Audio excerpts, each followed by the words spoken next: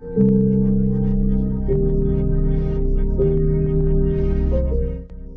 woman becomes truly powerful not when she controls others, but when she no longer needs to control anything to feel at peace. That is when her energy becomes magnetic. Pause for a moment. Think about what it means to walk into a room and bring calm instead of chaos, to hear a hurtful comment and not respond from the wound but from the wisdom, to let go of what doesn't nourish your spirit, not because you're cold but because you're clear. This kind of strength doesn't shout. It doesn't demand recognition. It simply is. The world often teaches women to be everything: loud, available, reactive, desirable. But the deeper truth is this: a smart woman becomes magnetic not through noise, but through her ability to remain centered when everything else is off balance. She does not shrink, nor does she seek approval. She returns to her breath. She returns to her boundaries. She returns to herself. There is a silent discipline that defines the strength of a woman who is self-aware. Not the kind of strength that pushes against the world with loud declarations, but the kind that holds its ground with quiet certainty. You can see it in her presence. She does not need to prove her worth or overextend her heart to be validated. She moves through the world with the understanding that her energy is not something to be scattered. It is to be guarded, directed, and honored. To guard your energy is to live intentionally. It means that you do not allow every passing emotion, every random conversation, or every chaotic person to find shelter inside your spirit, because not every connection is nourishment. Some are leaks. Some people are not offering companionship. They are feeding off your calm because they haven't cultivated their own. The moment you begin to treat your emotional presence like a sacred space, your life changes. Not at instantly, but steadily, like a tree growing quietly beneath the surface until one day it breaks through the soil with undeniable strength. One woman shared a story of how she used to enter every room trying to fix the emotional temperature. If someone was upset, she'd try to soothe them. If there was tension, she'd absorb it just to maintain harmony. Over time, she became exhausted, not because of the weight of life, but because of the weight of other people's unprocessed emotions. Her nervous system, she realized, was constantly in alert mode. She had mistaken sensitivity for responsibility. When she finally began to pull back, not with coldness, but with clarity, she noticed something profound. The world didn't collapse. People adjusted. Her peace returned, and she began to understand that real love does not require depletion. Neuroscience reveals something important here. Our brains are wired with mirror neurons, which cause us to reflect and absorb the emotional states of those around us. This means that who you spend time with is not just a social choice. It's a biological influence. If you are surrounded by people who operate from fear, anger, or neediness, your emotional system begins to mirror that frequency. But when you place yourself in environments of steadiness, kindness, and authenticity, your nervous system responds with regulation. That calm you feel around certain people isn't imaginary. It's a sign that their energy is safe for your spirit. So, guarding your energy isn't about isolation. It's about discernment. It's about knowing that you can still be compassionate without becoming a container for other people's chaos, that you can hold space for someone without losing your own, and that the highest form of love you can offer the world is a regulated, grounded, present version of yourself. This is especially important in relationships because many women have been conditioned to equate love with self-sacrifice. They think that proving loyalty means absorbing pain. But true intimacy begins where self-abandonment ends. If your presence in someone's life requires that you constantly ignore your intuition, silence your needs, or shrink your truth, then that relationship is not love. It is survival masquerading as connection. Guarding your energy also means not explaining yourself to those committed to misunderstanding you. Not every conversation deserves your emotional investment. Not every argument needs your rebuttal. Sometimes silence is not avoidance. It is wisdom. One woman described how she used to explain herself to people who had already made up their minds. She would spend hours crafting texts, rehearsing phone calls, trying to win back their understanding. It left her drained and hollow. When she finally stopped chasing clarity from those who thrived on confusion, she reclaimed her dignity. Her energy was no longer scattered. It became focused, purposeful, and aligned with her values. This principle applies just as deeply to the digital spaces we inhabit. Social media is a powerful amplifier of energy. The content you consume, the people you follow, the messages you internalize, all of these shape your emotional atmosphere. If you constantly expose yourself to comparison, outrage, and distraction, you are training your mind to remain unsettled. But if you curate your intake, just like you curate your relationships, you create a digital sanctuary that supports your evolution. You do not owe your attention to anyone or anything that drains your light. There is an old proverb that says, "When you walk with the wise, you become wise, but when you walk with fools, you suffer harm." This isn't just moral teaching, it's emotional truth. Smart women recognize this. They know that it is not cruel to walk away from what harms your peace. It is sacred, because peace is not passive. Peace is an act of courage. It takes strength to choose softness in a world that rewards hardness. It takes maturity to say no, not just to others, but to your own old patterns that once kept you safe but no longer serve your becoming. Guarding your energy also means honoring the seasons of your life.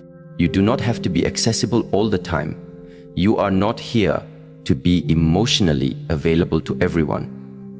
There will be seasons where you need to go inward, to recalibrate, to mourn, to rest. These are not empty seasons, they are preparation. The same way soil needs to lie fallow before it produces again. You too need to protect the seasons of stillness in your journey.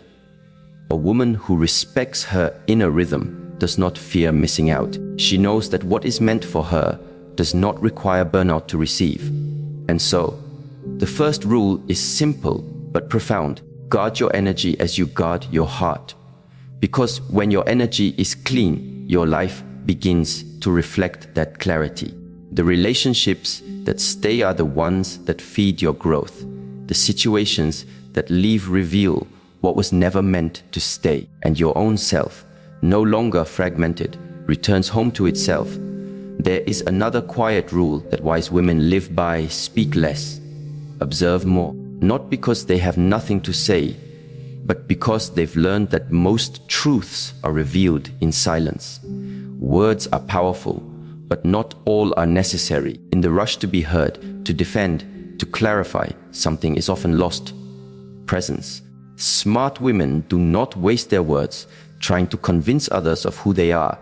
They know that character is revealed not through explanations, but through consistency. They trust in the power of silence because silence teaches you to see. It teaches you to read what is unspoken.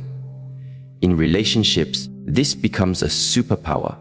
While others are talking over each other, trying to be right, trying to win, the woman who observes can see what most miss: how someone reacts under pressure, how they speak about others, how they respond when their ego is challenged. She listens not just to words, but to tone, not just to promises, but to patterns. There is a deep spiritual clarity that emerges when you begin to value observation over reaction. You become less impulsive, more grounded. You realize that most people reveal everything you need to know if you're just patient enough to let them talk. A woman once said, "When I stopped trying to be understood, I started to understand." That's the transformation. when you become less reactive, the truth starts to surface, often quietly, like the first light of dawn. From a psychological standpoint, the ability to pause and observe is rooted in executive functioning. This is the part of the brain, the prefrontal cortex, that allows us to manage impulse, regulate emotion, and make decisions aligned with long-term values. When you speak less and observe more, you activate this part of your brain. You create space between stimulus and response. And in that space lies your freedom. The freedom to choose who you want to be in that moment, rather than defaulting to old programming. Eastern philosophy speaks to this as well. The concept of Wu Wei, effortless action, teaches that observation is the foundation of wise movement. You do not need to force what is natural. When you are attuned to your environment, your intuition, your body, you begin to act from alignment, not urgency. You do not need to chase answers. You allow truth to reveal itself. In practical life, this might mean listening fully when someone speaks instead of formulating your response while they talk. It means watching how someone behaves when they think you're not paying attention. It means noticing your own triggers without judging them and asking, why did that make me feel defensive? What story am I telling myself right now? Observation also requires the discipline of stillness. And stillness is hard in a world that constantly pushes for noise, movement, reaction. But a woman rooted in stillness is not easy to manipulate. She's not quick to defend what she already knows to be true. She does not respond to provocation with panic. Instead, she leans back, listens, watches. She studies energy, not just words. And this is what gives her the edge, not power over others, but power within herself. In conflict, she chooses presence over performance. She can sit in discomfort without needing to dominate it. She lets silence do the heavy lifting. Because sometimes the most powerful statement is no statement at all. And the deepest form of strength is not saying everything. It's knowing what doesn't need to be said. This practice is not easy at first. If you've been conditioned to seek validation through conversation or to rescue relationships through over-communication, the silence can feel threatening. But over time, it becomes comforting. It becomes a sanctuary. Because when you speak less, you start to hear more within yourself and in others. You begin to notice who listens when you finally do speak. You start to see who respects your stillness rather than fills it with noise. A woman once told of how she tested this principle in dating. She decided she would no longer fill awkward silences with chatter. She would allow the man to lead the conversation, to reveal his values, to show his intentions. And what she found surprised her. Some men withdrew. They were uncomfortable with the lack of validation. Others leaned in, intrigued by her calm. But the most important result was not about the men, it was about her. She felt empowered. She felt in control of her space. She felt free. To speak less and observe more is not about silence for silence's sake. It is about creating space for awareness. And from that awareness comes wisdom. The kind that doesn't need to argue. The kind that doesn't need to explain. The kind that simply knows. And in knowing becomes immovable. Because when you truly observe, not just with your eyes, but with your soul, you begin to see the truth about people, about situations, about yourself. And in that truth, there is power. Quiet, steady, unshakable power. The kind that doesn't need attention. Because it already has presence. There is a subtle transformation that takes place in a woman's life the moment she shifts from seeking to aligning. It doesn't happen all at once. It begins with a quiet awakening, often born out of exhaustion. The exhaustion of chasing people who don't see her, of trying to impress those who only value her when she's bending, of pouring effort into places where her presence is only acknowledged when it's convenient. And in that quiet turning point, she starts to ask herself a more powerful question. What if I stop chasing and start aligning? Alignment is different from ambition. It's not driven by the need to prove. It's rooted in clarity. You are no longer acting from the fear of being alone, but from the knowing that being alone is not the worst thing. Being disconnected from yourself is. Alignment means your choices begin to reflect your values, not your wounds. It means your yes is honest and your no is clear. You are no longer available for emotional transactions that cost you your peace. You stop responding out of fear and start moving from trust, not trust in others, but trust in your own path. Many women spend years chasing attention, affection, and recognition, believing that if they just give more, please more, prove more, they will finally be chosen. But the truth is, what is truly meant for you will never require you to chase it down. It will come as a result of your alignment.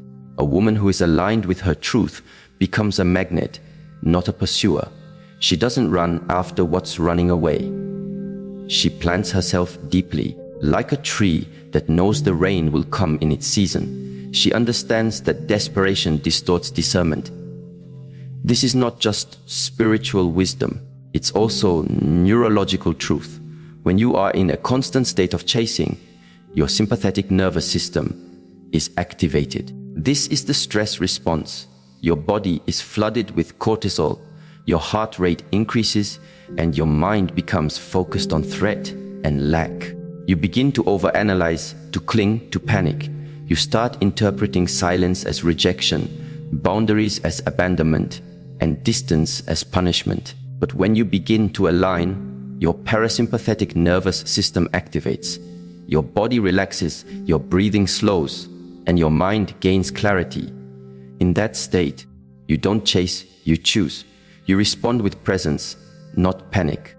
There's a story of a woman who used to find herself always falling for emotionally unavailable men. She thought her love would unlock them, heal them, change them. Each relationship followed the same cycle. She would give, and they would withdraw. One day, she sat down and wrote a list, not of what she wanted in a man, but of who she was becoming. She realized she was chasing emotional depth in others that she had not fully cultivated in herself. So she began the work, not of finding love, but of becoming it. She focused on healing the parts of her that equated intensity with intimacy. Slowly, the men she attracted began to change, not because they changed, but because her energy no longer called in what was misaligned. She stopped chasing emotionally distant men because she was no longer emotionally distant from herself. To live in alignment is to make peace with your own timing. It is to release the need to be seen in every moment and to instead focus on becoming someone worth being seen. Alignment does not guarantee that you will not face disappointment, but it ensures that your disappointment will not break you, because you are not acting from emptiness. You are acting from essence. You are no longer performing to be loved. You are living to be whole. And in relationships, this becomes the anchor. A woman in alignment does not settle for almost love. She does not confuse emotional highs and lows with chemistry. She is not swayed by potential. She chooses partnership with those who already live in integrity because she herself walks in integrity. And even if she walks alone for a time, she does so with dignity, not desperation. Her solitude is not a void. It is a sanctuary. She would rather wait in stillness than rush into sorrow. There is a quiet power in knowing that you do not need to hustle for your worth. That your presence, when aligned, is already enough, and that the right people will feel it, not because you demanded it, but because you lived it. From this place of alignment comes another deeper practice, cultivating emotional precision. It is not enough to feel deeply. One must learn to feel clearly. Many confuse intensity for depth, but emotion without awareness is chaos. Precision in emotion means you not only feel, you understand what you're feeling, where it's coming from, and what it's asking you to address. This kind of emotional intelligence is not taught in schools, but it is one of the most essential life skills, especially in relationships. When you lack emotional precision, you project your past onto your present. You think your partner is ignoring you, when really, they're just tired. You interpret someone's boundary as rejection because you have not healed your fear of abandonment. You mistake anxiety for intuition because you haven't learned to distinguish your triggers from your truth. Emotional precision starts with awareness, the ability to pause and name your emotion before reacting to it. Neuroscience supports this. Studies show that simply naming an emotion, saying, "I feel angry," or "I feel ashamed," activates the prefrontal cortex and reduces activity in the amygdala, which is responsible for fear and impulsive response. In other words, by naming the emotion, you gain control over it. You move from reaction to response. One woman reflected on how she used to respond to conflict with anger. Not because she was truly angry, but because it was the only emotion she had permission to feel. Sadness, fear, confusion. Those were emotions she had been taught to suppress. As she began her healing work, she realized that beneath her anger was often hurt, and beneath the hurt was a deep longing to be seen. By learning to feel precisely, she no longer exploded in arguments. She expressed what was real. She was able to say, "When you cancel our plans without notice, I feel unimportant," instead of accusing or withdrawing. And her relationships began to shift, not because others changed, but because her communication became clean. Precision in emotion also requires the discipline to pause. There is a sacred gap between stimulus and response. In that space lies your power. When something triggers you, do not move immediately. Breathe. Ask yourself, what am I really feeling? Where have I felt this before? Is this emotion based on the present, or is it echoing something from the past? This inner dialogue is not overthinking. It is the beginning of mastery. Eastern traditions teach that emotions are not enemies to be suppressed, but energies to be observed. They are messengers, not threats. When you are sad, your body is asking for release. When you are anxious, your mind is seeking safety. When you are angry, your boundaries may have been crossed. The more precise you become in reading these signals, the more gracefully you move through life. You no longer need others to fix your feelings because you know how to listen to them. This kind of emotional discipline transforms relationships. It creates a space of safety, not only for yourself, but for others. People feel safer around you not because you are emotionless, but because you are emotionally responsible. You don't make others carry what you haven't processed. You don't punish people for wounds they didn't create. You don't confuse love with control. You love with awareness, not with agenda. There is a story of an older woman who, after decades of emotional turbulence, learned to regulate herself. She said, "In my younger years, I wanted someone to calm me down. Now, I've learned to calm myself. That is the most romantic thing I've ever done for myself." Her story reveals something profound. Emotional precision is not just a skill. It is an act of self-respect. It is not about perfection. You will still be triggered. You will still have moments of overwhelm. But the difference is, you begin to recognize it. You begin to name it. You begin to respond with intention rather than react with pain. And over time, your inner world becomes a place of clarity instead of confusion. So when you love someone, don't just give them your heart. Give them your clarity. Learn to say what you feel, why you feel it, and what you need. Not in demand, but in dignity. This is not emotional dependence. It is emotional maturity. It's what builds trust. It's what creates intimacy.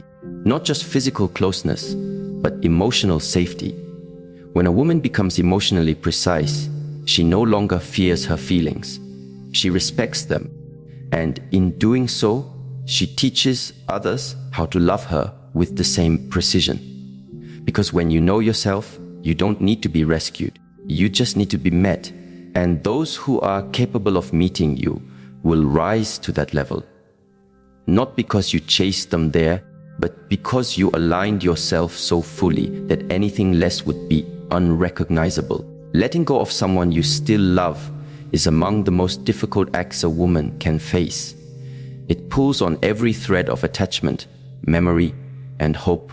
It forces a confrontation, not only with what was, but with what could have been. The mind replays what went wrong, where it could have been different, how one more conversation might have changed everything.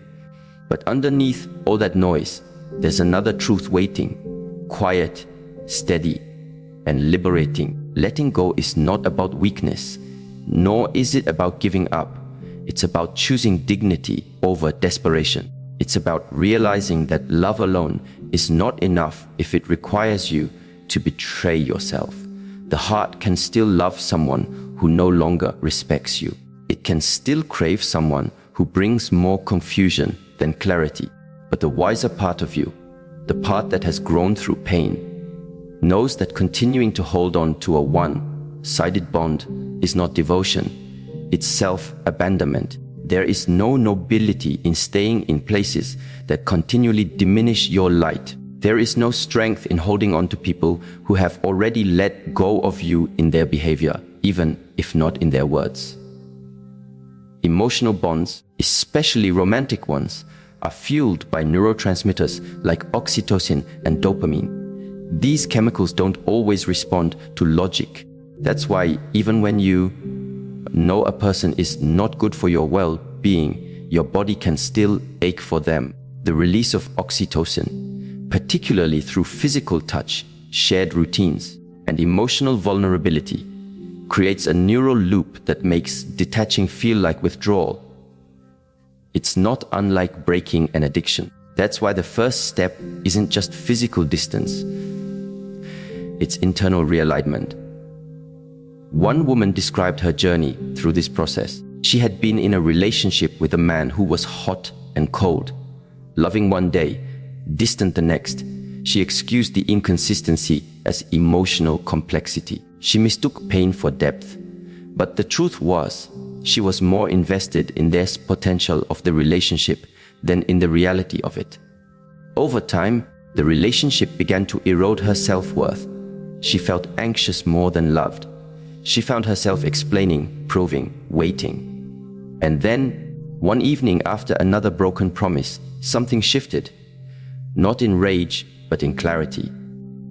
She stood in front of the mirror and asked herself, what am I protecting? This love or my fear of losing it?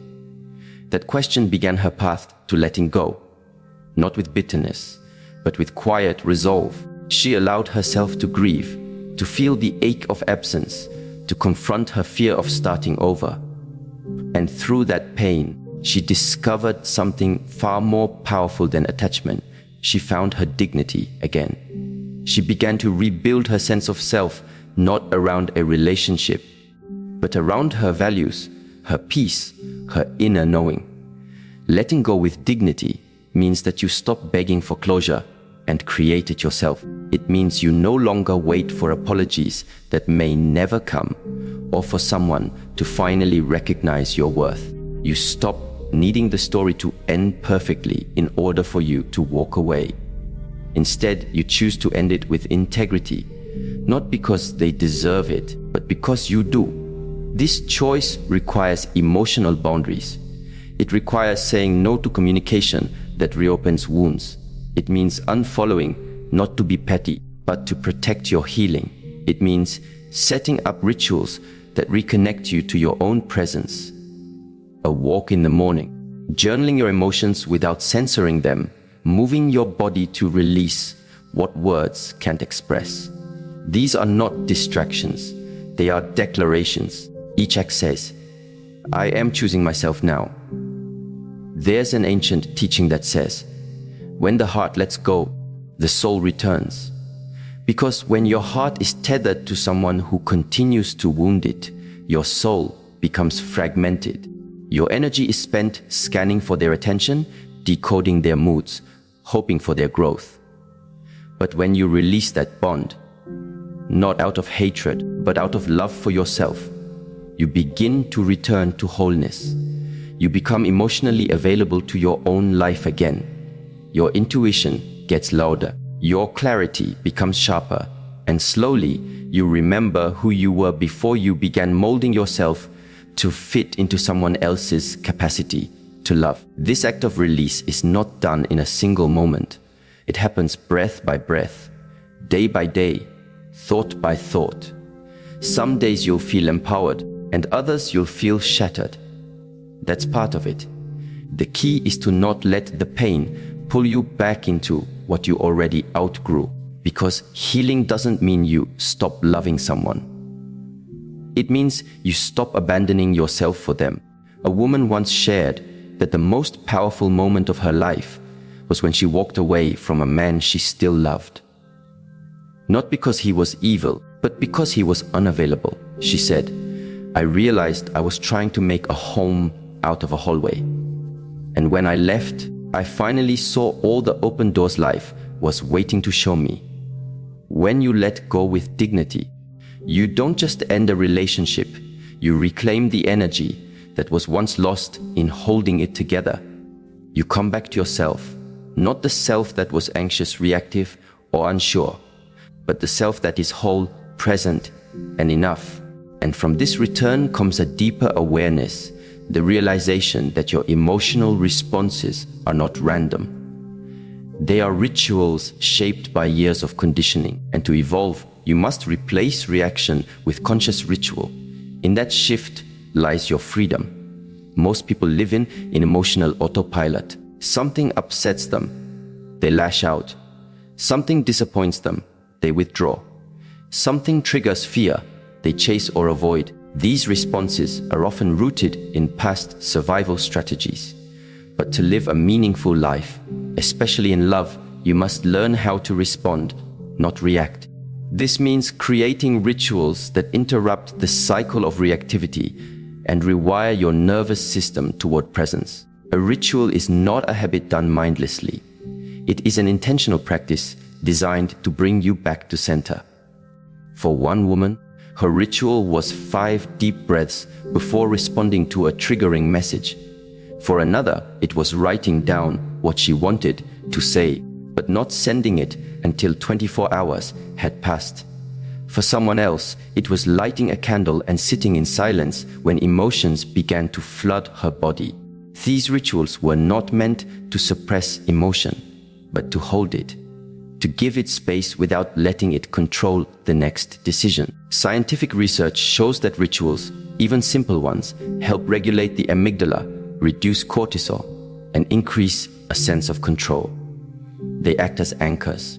When your emotions rise like waves, your ritual is the shore that reminds you, I have a choice. I am not at the mercy of my reactions. In relationships, this discipline is crucial because love will trigger you. It will expose wounds you didn't know you had. If you haven't built the capacity to hold space for your own feelings, you will use others as emotional regulators, blaming them for your discomfort or making them responsible for your peace.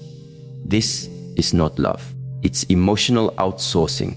Replacing reaction with ritual means you take responsibility for your state before bringing it into the shared space of connection. You ground yourself before confronting. You reflect before responding. You pause, not to delay truth, but to deliver it with grace. A woman who lives this way doesn't need to raise her voice to be heard. Her presence speaks louder than her volume. One woman shared how her relationship began to shift when she stopped reacting immediately to every trigger. She created a simple ritual. When she felt emotionally overwhelmed, she would step outside, feel the ground beneath her feet, breathe in for 4 counts, hold for 4, and exhale for 4. Only then would she re-engage. She said, "It wasn't about being calm all the time. It was about not letting my past run my present." Her partner noticed. Their arguments decreased. Their intimacy deepened, not because problems vanished, but because presence increased. Replacing reaction with ritual also helps you in moments of solitude. When loneliness creeps in, the reaction may be to scroll endlessly, to text someone you've outgrown, to distract yourself with noise. But a woman committed to her evolution meets that moment with a ritual. She turns inward. Maybe she journals. Maybe she dances. Maybe she sits with the ache without running from it. And in doing so, she transforms that ache into a teacher. There is a wisdom that arises only when you stop reacting and start listening to your body, your breath, your intuition. You begin to recognize the difference between urgent emotions and important truths. Urgent emotions scream for attention. Important truths wait for stillness, and rituals create that stillness. A daily ritual might be as simple as placing your hand on your heart each morning and asking, "What do I need today to be kind to myself?" Or lighting a candle before bed and releasing any energy that is not yours to carry. These are not just acts of self-care. They are acts of self-command. They remind you that your emotional world is not chaotic. It is a landscape you can learn to navigate with awareness. In relationships, a shared ritual can also be a bond of emotional safety. A nightly check-in, a technology-free dinner, a moment of gratitude. These practices create rhythm, and rhythm creates trust. Love thrives not just in passion, but in pattern. In the repeated moments where you choose to be present, to be kind, to be aware. When a woman replaces reaction with ritual, she no longer gets swept up in the emotional weather of the day. She becomes like a tree, rooted yet flexible. The wind may shake her leaves, but it cannot uproot her, because her strength is not in avoiding emotion, but in responding to it with wisdom. And so, from letting go with dignity to embracing conscious rituals, she writes a new story, not one of emotional chaos, but of quiet power. Not one of control, but of command. She walks into each day, not trying to manage every outcome, but mastering the only thing she ever truly could herself. The journey of a woman into her true strength does not begin with the loud moments that others notice. It begins in the quiet spaces where she chooses herself, not out of pride, but out of clarity. It is in those small decisions to protect her energy, to pause instead of react, to walk away from what wounds her, even when she still loves, that she reclaims her power. A smart woman does not measure her worth by how much she is wanted, but by how deeply she honors her inner peace. She understands that not every connection is meant to stay. Not every emotion needs to be voiced, and not every trigger deserves her energy. She walks through life with an awareness that presence is stronger than persuasion, and dignity more enduring than desire. When she stops chasing and starts aligning, her life shifts, not because the world changes, but because she does. She begins to respond with precision, not pain. She becomes more silent, but more seen, more still, but more powerful. The people who meet her in this new space do not come to take from her, but to walk with her. And those who fall away were never aligned with the depth she was growing into. In the end, her mastery is not in how many people admire her, but in how unwaveringly she lives her truth. Her energy becomes not something to explain, but something to experience. And wherever she goes, she carries a peace that can't be shaken, a love that doesn't beg, and a soul that is finally home within itself.